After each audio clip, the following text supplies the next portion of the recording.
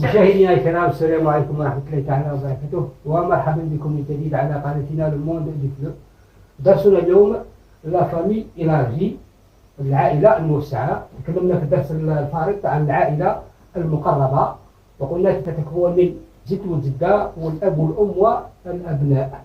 Donc la famille élargie c'est une famille qui regroupe les grands-parents, les parents, la mère, le père et la mère, les enfants et l'oncle, la tante et les cousins. Donc هذه هي العائلة الموسعة تعيش تحت سقف واحد. Elle vit dans un même foyer.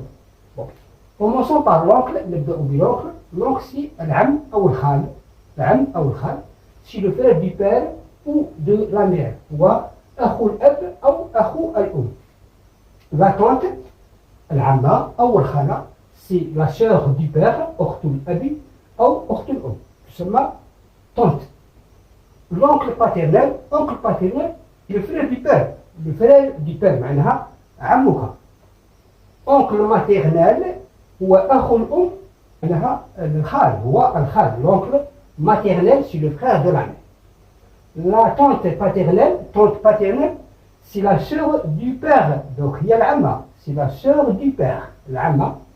Et la tante maternelle c'est la sœur de la mère, وهي al-khala. Le cousin et la cousine. Cousin et la cousine c'est ibn al-khal, ibn al-amma ou ibn al-khala. C'est les enfants de l'oncle ou de la tante. الأطفال أو أولاد العم أو الخال أو الخالة أو العم. Le neveu, c'est le fils du frère ou de la sœur. Ou ibn al-akhi ou ibn al-ukht. Il se nomme neveu. Le neveu. La nièce, il y a ibn al-akhi ou ibn al-ukht. Il se nomme la nièce. Le beau-frère, c'est l'époux de la sœur. Ou zawju al-ukht, نقول له beau-frère. La belle-sœur, c'est l'épouse du frère. zawjatu al-akh. Le beau-fils, c'est l'époux de la fille. هو زوج البنت بالنسبة للأب. نقول له le gendre هو السهم. La belle-fille, c'est l'épouse du fils. هي زوجة الابن ونقول لها la bru. Le beau-père, c'est le père du conjoint. معناها الزوجة تقول لأبو زوجها mon beau-père والزوج يقول لأبي زوجته mon beau-père.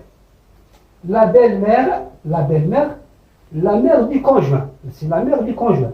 C'est-à-dire, le conjoint, la femme, الزوجة تقول لأم زوجها ma belle-mère والزوج يقول لأم زوجته ma belle-mère. La bru, c'est l'épouse du fils, c'est-à-dire la belle-fille. L'épouse du fils. On appelle لها الكنة أو الكنة. La marâtre, c'est la femme du père. C'est la femme, il y a zawjatu al-ab. Le parâtre, c'est le second mari de la mère. والزوج الثاني للأم نقول له le parâtre. Les ascendants, c'est les membres de la famille nés avant vous. أعضاء الأسرة الذين قبلك. Les ascendants معناها هم الأصول. Les descendants هما الفروع. Et les membres de la famille nés après vous معناها أعضاء الأسرة التي بعدها. Les ancêtres c'est les ascendants lointains كما les arrière-grands-parents. جدودنا الأولين معناها الأسلاف هم الأسلاف.